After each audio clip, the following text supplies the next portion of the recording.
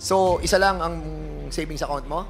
Or Yes you po. have another joint account with somebody? I have a joint account with Attorney Roque po, Mr. So, meron kang joint account with Harry Roque? Yes po, Mr. Chair. Mr. De La Serna, in 2023, ilang beses kayong lumabas ni Attorney Roque? Taruhin ko lang po, Mr. Chair. Out of the country trips po ba yun? Ano? Out of the country trips ba yun, Mr. Yes, Chair? out of the country. Ilang beses kayo lumabas ni Attorney Roque in the year 2023? 6 times po, Mr. Chair. 6. Yes. 6 times in 1 year. Tama? Yes po, Mr. Chair. Di ba? Ano kayang meron ka kung bakit ikaw ang paborito ni Attorney Harry Roque?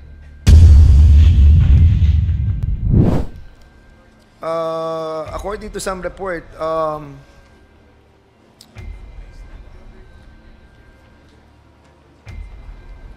magkano ba sinweldo mo dun sa being an incorporator of Biancham ba? Or yung Bataan Maribeles Holding Corporation? To be honest po, Mr. Chair, hindi ko po alam talaga yung paano kung may sinahod ba talaga or being a stakeholder of Biancham po.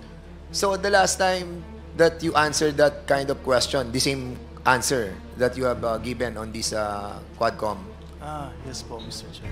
Okay. During the raid doon sa Porac, di ba?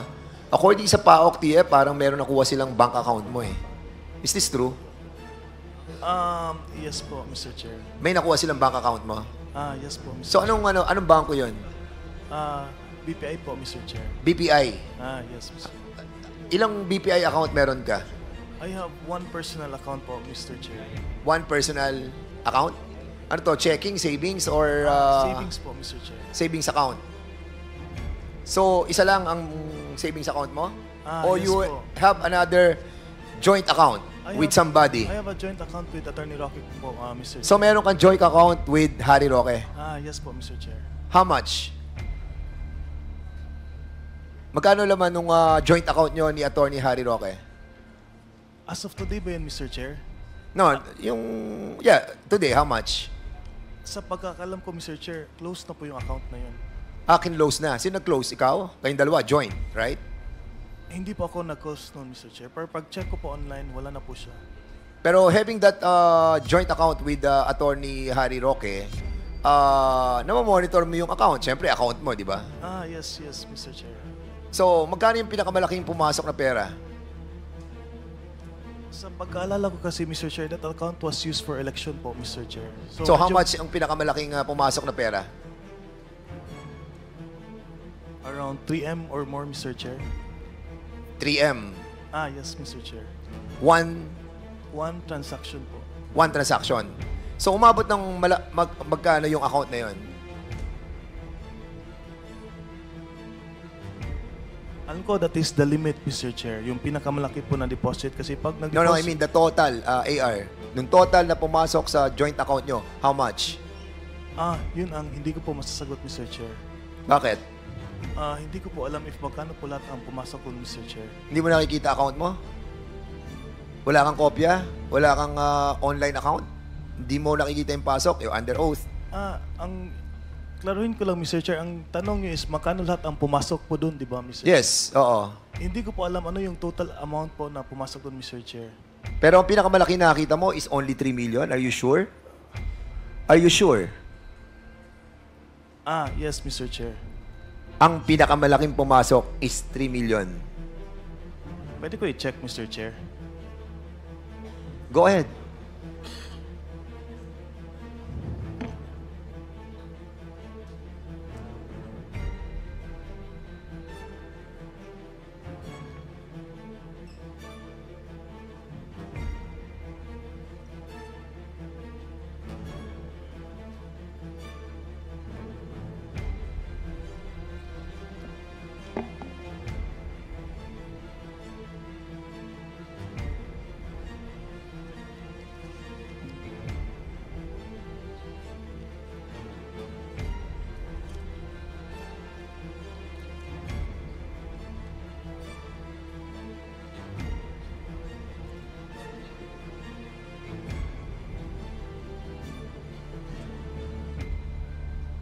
Okay, AR? Sa pag-alala ko talaga, Mr. Chair, 3 million po ang biggest na pumasok doon, Mr. Chair. So, anong tinitingnan mo kanina? Wala ka nakita? Nag-loading pa kasi, Mr. Chair. Nakaka-withdraw ka ba sa account na yan? Yes, Mr. Chair. So, nakaka-withdraw ka. Yes, Mr. Chair. Magkano ang pinakamalaki na withdraw mo? Around 1.8, Mr. Chair. One withdrawal. Don't worry, AR. You have to be honest. You know why? Yes, around 1.2 to 1.8, Mr. Chair. Alam ko po yun. Yung na-withdraw mo. Yes, Mr. Chair. So, marami kang withdrawal na malalaki. Parang once a month yun, Mr. Chair, before. For election purposes naman yun, Mr. Chair. For payroll po ng mga tao po. And why is Attorney Harry Roque allowing you to withdraw that big amount? That is for the payroll po ng election staff po ni Attorney Roque ng election po, Mr. Chair. Election. Yes po, election staff. So, ang sinasabi mo, that amount that was withdrawn by you during election time, are you sure? During election time? Yes, Mr. Chair. Definite ka dyan, ha? Yes, Kasi Mr. pag Chair. nakita natin na hindi election time yan, you're lying, ha? Makita rin, Mr. Chair, na nag-withdraw din ako ng that amount last election po. 1.2 and 1.8. Within those range po, Mr. Chair. Okay. Sige, for that, Mr. Chairman, no further questions for the moment. Thank you, Congressman Fernandez. May Mr. direct... Yes, Congressman Akop, you're ready. May just ask some questions from Mr. De La Serna. Please proceed. Mr. De La Serna, in 2023, ilang beses kayong lumabas ni Attorney Roque? Taruhin ko lang po, Mr. Chair. Out of the country trips po ba yun? Ano? Out of the country trips ba yun, Mr. Yes, Chair? out of the country. Ilang beses kayo lumabas ni Attorney Roque in the year 2023? 6 times po, Mr. Chair. 6. Yes. 6 times in 1 year. Tama? Yes po, Mr. Chair. Pwede po bang sabihin nyo sa committee na ito, ano ang mga dahilan o purpose ninyo kung bakit 6 times po kayong lumalabas ni Attorney Roque The in first trip- 2023? Mr. Chair, the first trip was a trip to Hong Kong po. For sa pagkalala ko, Mr. Chair, yun po yung premiere night ng isang movie po with the Marcos family po, Mr. Chair. Ang second trip po namin in this Isang movie? yung movie po with ni Senator Amy po, Mr. Chair. May premiere night po sa Hong Kong that time. Okay. Tapos the next trip was a trip to Beijing po, Mr. Chair. Kasama ko Anong buwan yung buwan? April po, Mr. Chair. Sa Hong Kong? Yes. Sa Hong Kong. If I'm not mistaken, Mr. Chair, it was April 1 po. April 1. Sa Hong Kong. Pero in April of 2023, the record show, nag-travel din kayo sa China eh. Yes, to Beijing po, Mr. Chair. Yes. Tama? Yes, Mr. Chair. So, 2 beses kayong lumabas ng ating bansa ng 2 beses kasama si Attorney Roque. Yes, Mr. Chair, that is correct. Hindi ba sinabi mo, 5 ba yung executive assistant ni Attorney Roque? That is the time in Malacanang po, Mr. Chair. Out of office po. So, nawala na po sila nung nawala na siya sa Malacanang. Tama po, Mr. Ikaw lang ang natira. Yes po. Ha? May ibang staff naman, Mr. Chair. Hindi, ikaw lang ang natira doon sa 5 EA niya. Yes, Mr. Chair. Yes, ikaw naman oh. Iiwas ka kaagad. Di ba? Ano kayang meron ka kung bakit ikaw ang paborito ni Attorney Harry Roque?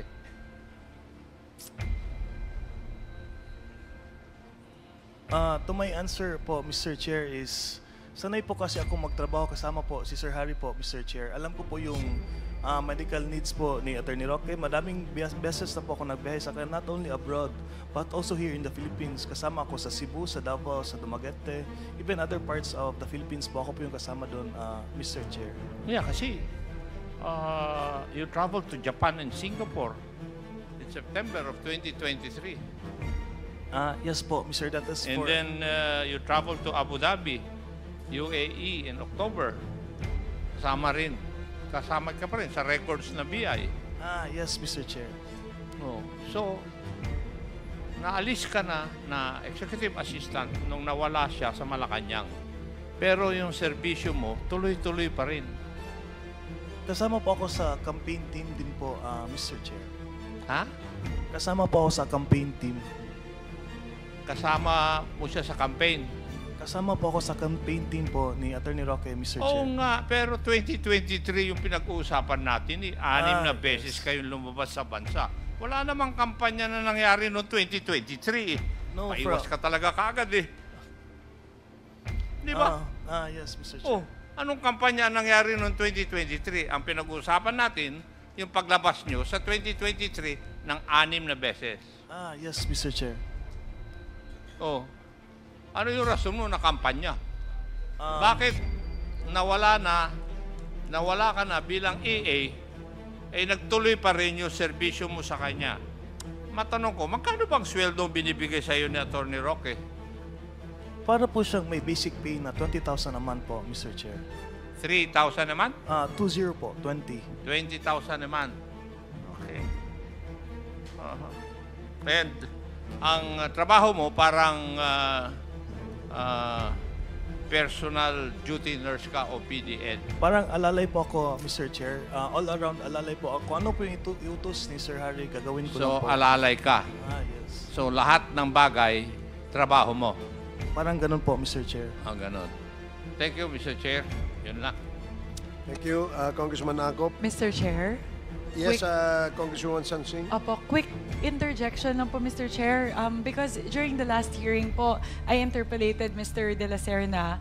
He said on record that his salary is between salary grade 17 to salary grade 20. So if we look at it po, it's roughly between 37,000 to 52,000 a month, Mr. Chair. So I just wanted to clarify, Mr. Chair, the response that his salary is 20,000 pesos per month. Mr. And Chair also, po. Mr. Chair, in addition to that, Mr. Chair, in the last hearing, Congresswoman Mika asked Mr. De La Serna what specific job description is he doing for Harry Roque. And he said he's in charge of the social media accounts of Mr. Roque. Now he's saying he's alalay all around. So mukhang may inconsistencies doon sa mga sagot ni Mr. De La Serna kay Chairman Romy Akop. Thank you, Congresswoman Sansing and Congressman Zia. Narinig mo yung tanong ni Congresswoman Swansing, no? Yes po, Mr. Chair. Okay. Anong sagot mo sa kanyang katanungan? Can I answer first the question of Congressman? Adjong.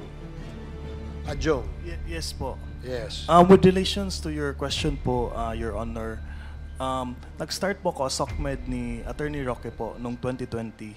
Tapos naging EA po ako ni Sir Harry noong 2021 hanggang sa sinama niya ako as campaign after nung Malacanang stint. Sinama po ako sa election staff. After po ng election staff, iilan na lang po kaming natira to work in his office. I have one of them, pero ganun po talaga pag sino yung naiwan, sa kanya din naiwan lahat ng trabaho. And to answer Congresswoman Swansing, the salary grade 17 to 20 was the salary grade in Malacanang, not in the private employment of Attorney Roque po. Mr. Chair, quick Please follow-up proceed. lang po. So, if naiintindihan po namin, pumayag po kayo na bumaba po yung sahod nyo mula sa dati nyo pong tinatanggap na 37,000 pababa po sa 20,000 per month. Meron kasi kaming private na conversation with Attorney Roque if parang if yung meron siyang inutos sa akin regarding a business venture niya. If that would boom, then I would greatly benefited also po, Your Honor. Mr. Chair, if we may probe further into that, ano po yung business na yon? Mr. Chair, the solar plant na tinatayo po in Cebu po, Your Honor. Bukod po doon, Mr. Chair, meron po bang ibang ipinangako si Attorney Harry Roque? Kasi po, para po sa akin, Mr. Chair, medyo malaki po yung binagsak ng sahod nyo. Halos nakalahati po yung diferensya ng sahod nyo nung kayo ay EA na tumatanggap po ng 37 to 52,000 per month, pababa po sa 20,000. So, siguro po, sinusubukan ko lang pong intindihin na bakit po kayo pumayag na manatili sa poder ni Attorney Harry Roque kahit po halos higit po sa kalahati yung binagsak po na inyong sahod.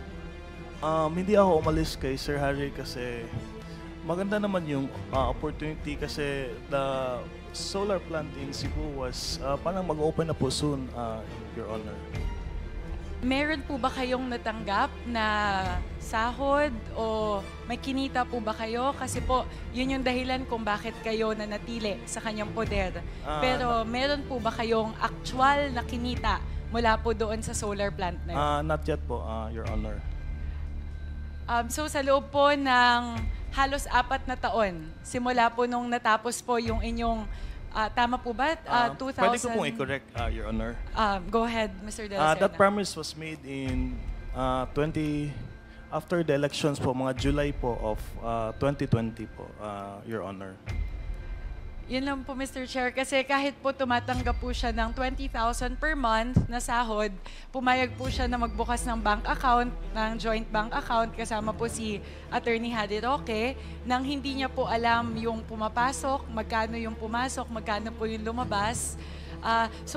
Sorry, Mr. De La Serna, medyo konektado po ito doon sa tanong ko nung nakaraan. Bakit po kayo pumapayag na ganon?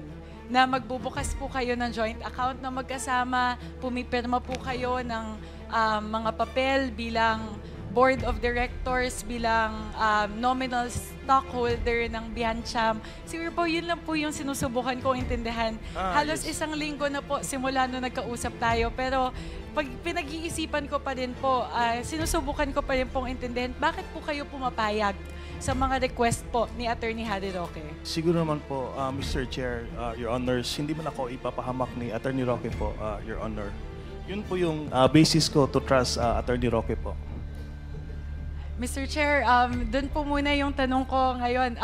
Follow up lang po sa mga katatungan ni Kong Akop. Maraming salamat po. Thank you very much, Mr. De La Serna. Mr. Chair, may Yes, follow up the Congressman question Akop, of with the the indulgence Honorable of Swansing. Congresswoman Sansing. Mr. De La Serna, pumapayag po kayo na magkaroon ng joint account ni Attorney Roque. Yes po, Mr. Chair. Magkano naman ang kinocontribute mo o kinontribute mo initially dun sa joint account ninyo? Wala po akong kinikontribute po doon. Wala ka. Yes, Wala kang nidadagdag doon sa joint account ninyo ni Attorney Roque. Yes, tama po, Mr. Wala. Chair. Pero you're authorized na mag-withdraw? Yes po, Mr. Chair. Yun ang usapan po ninyo. Yes, Mr. Chair. Ganon. Yes po, Mr. Chair. Nalalaman ko lang yan, nangyayari yan sa mag-asawa, mag-ina o mag-ama eh. Di po ba? Di ba yung joint account? Ano sa tingin mo, iho? Hindi ko man po pinapakialaman yung pera po ni Attorney Roque po. Maliban Mr. lang, Chair. kung pinapatago niya yung pera sa iyo. Kasi hati kayo, halimbawa 5 milyon, hati kayo, di 2.5 kayo. Pero ikaw na mismo umamin na wala kang idinagdag o isinama doon sa joint account ninyo. Yes po, Mr. Chair. Ginagawa lang yan ng magulang doon sa anak eh. Di po ba? O kaya sa kanyang asawa, magjo-joint account sila? Di po ba? Ano sa tingin mo? Inutusan lang po ako, Mr. Chair. Sumunod lang naman po ako. Inutusan ka lang and sumunod ka. Yes, Mr. Kung Chair. sasabihin ba niya, lumundag ka sa bangin, lulundag ka? Hindi naman po siguro, Mr. Chair. Okay. Thank you, Mr. Chair.